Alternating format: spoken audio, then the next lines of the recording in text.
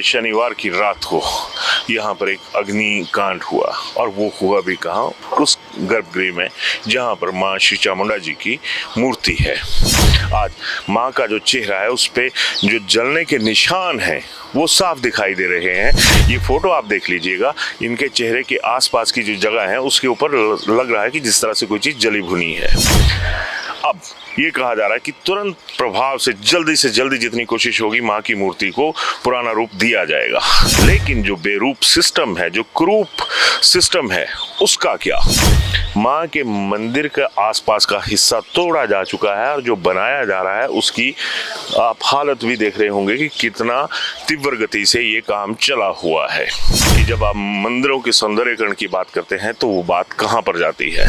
तो जब आपको माता के मंदिर के अंदर ही धन उगाही नजर आती है और जब माँ को जरूरत पड़ती है तब आपके खजाने खाली हो जाते हैं, तो ये कौन सा सिस्टम है? ये कौन सी सरकारों की गतिविधि है?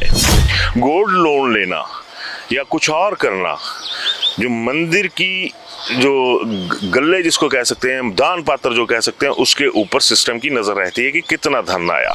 बीती जब भाजपा की सरकार थी तो यहाँ से 2 करोड़ रुपया निकाल कर ले गई। ये दोनों ही सरकारें कहीं ना कहीं दोषी हैं इस सिस्टम के लिए कि आप लोग बोलते क्या हो, आप लोग करते क्या हो। जब ये अग्निकांड हुआ और हमारी लोगों से बातचीत हो रही थी तो लोगों ने एक चीज कही कि ना जाने माने कौन सी ऐसी विपदा थी जो खुद पर ले ली और खुद को आग में झोंक दिया। जय माता दी। आज मैं श्री चामुंडा जी जो धाम है वहाँ पे हूँ और यहाँ आने की एक खास वजह है क्योंकि बीते शनिवार की रात को यहाँ पर एक अग्निकांड हुआ, और वो हुआ भी कहाँ, उस गर्भगृह में जहाँ पर माँ श्री चामुंडा जी की मूर्ति है। और अग्निकांड भी कुछ इस तरह से हुआ कि जो माँ की मूर्ति पर लेप किया जाता है वो भी पिघल गया, जो चांदी साथ में पिछली तरफ लगी हुई थी वो भी एक तरह से जलकर काली हो गई, लेकिन किसी को कानो कान खबर नहीं हुई। शनिवार को जो अग्निकांड हुआ था इसकी खबर बीते सोमवार को यानी पिछले कल सब लोगों के सामने आई। खबर सामने आई तो बवाल भी उठना था और जाहिर तौर पर बवाल उठा भी। लोगों ने कई तरह के सवाल खड़े किए कि आखिर शनिवार की रात को हुआ ये जो अग्निकांड था इसकी खबर जो रविवार था उस दिन क्यों नहीं निकली? क्या वजह हुई कि जब सोमवार की सुबह तमाम जब फोटो वायरल हुए और उसमें कंपैरिजन दिखाया गया कि आग लगने से पहले माँ की जो मूर्ति थी उसकी जो दर्शन थे वो कुछ ऐसे थे और आग लगने के बाद ऐसे हैं। अगर आप फोटो जूम करके देखेंगे तो आपको ये नजर आ जाएगा कि शनिवार की रात को जो अग्निकांड हुआ था उसमें माँ के चेहरे पर दाग साफ नजर आ रहे हैं। खैर, प्रशासन की एक आदत होती है कि फटाफट लिपापोती करना, चाहे वो फाइलों की हो चाहे किसी और चीज की हो। इस बार पहली दफा हुआ कि माँ चामुंडा भी उसी लिपापोती की चपेट में आ गई, जो करने में जो आदमी है, जो एडमिनिस्ट्रेशन है, जो इंसान है वो माहिर है। माँ की मूर्ति पर भी लिपापोती हो गई, वहां पर भी एक तरह से नया सिंदूर देसी घी के साथ उसका जो लेप था वो कर दिया गया, लेकिन कब तक? अब ये कहा जा रहा है कि शॉर्ट सर्किट की वजह से ये हुआ, जो अंदर शॉर्ट सर्किट हुआ बिजली के तारों में उसकी वजह से ये हुआ। और बाकायदा ये कहा भी जा रहा है कि शॉर्ट सर्किट की जो चीज़ें थी, जो चिंगारियां थी वो सीसीटीवी कैमरा में रिकॉर्ड हुई हैं, लेकिन सवाल ये उठता है कि इसकी विभागीय जांच क्यों नहीं हुई? बताया जा रहा है कि अंदर इन्वर्टर था, इन्वर्टर की जो तारें थी उनके साथ ही शॉर्ट सर्किट हुआ है। तो खैर, अब बात आती है कि आखिर ये माहौल यहाँ पे बना कैसे है। आज इस माहौल से मेरे को एक चीज़ और याद आ रही है। मैं विशाल आपसे अनुरोध करूंगा कि थोड़ा सा नीचे वाली तरफ दिखाइएगा। ये श्री चामुंडा जी के पास बना एक अंतिम पवित्र स्थल है, यानी शमशान घाट है। इसी शमशान घाट से मेरे को एक पुरानी बात याद आई। जीएस बाली पूर्व में मंत्री रहे, कांग्रेस के कद्दावर नेता रहे, वो इन्हीं माँ चामुंडा जी के अनन्य भगत थे। और बाली साहब की माँ चामुंडा के लिए इतनी ज़्यादा श्रद्धा थी कि वो अपने और कांग्रेस के नारे कम चामुंडा माता की जय का नारा बहुत ज़ोर से लगाते थे।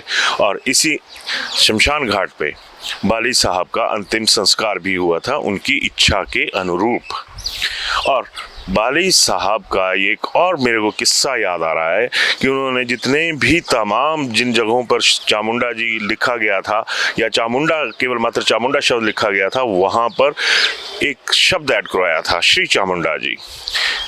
और ये HRTC की जो बसों के रूट होते हैं, जो आगे लिखे गए होते हैं, रूट के फट्टों पर भी श्री चामुंडा जी लिखवाया गया था। आज बाली साहब होते तो शायद माँ के जो गर्भगृह में जो आग लगी है उसकी आग का दायरा कुछ और होता। कहीं कोई एक हल्की सी भी सरसराहट नहीं है। जनता में जितना बवाल है, सरकारें और सिस्टम उतना ही सोया हुआ है।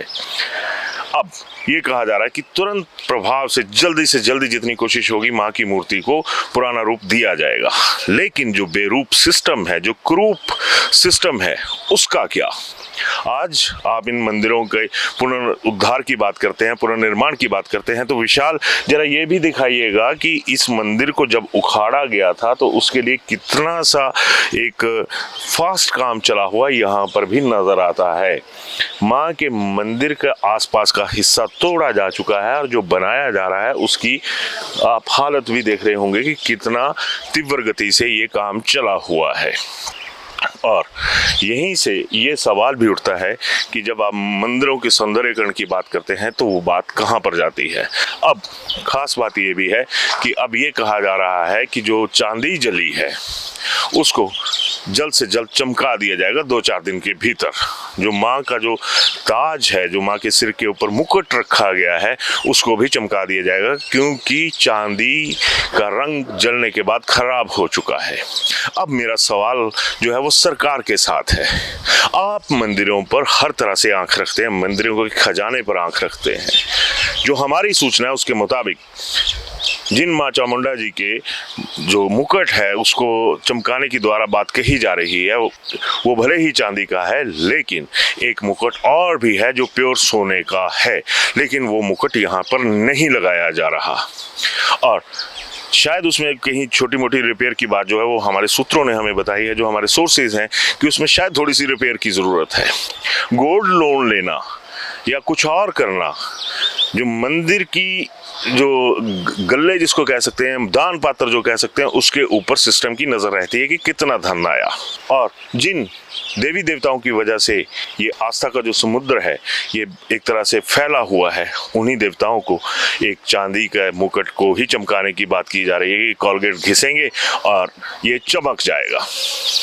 तो शक्ल किसकी बदसूरत है? माँ कभी बदसूरत नहीं होती, माँ की खूबसूरती जस की तस रहती है।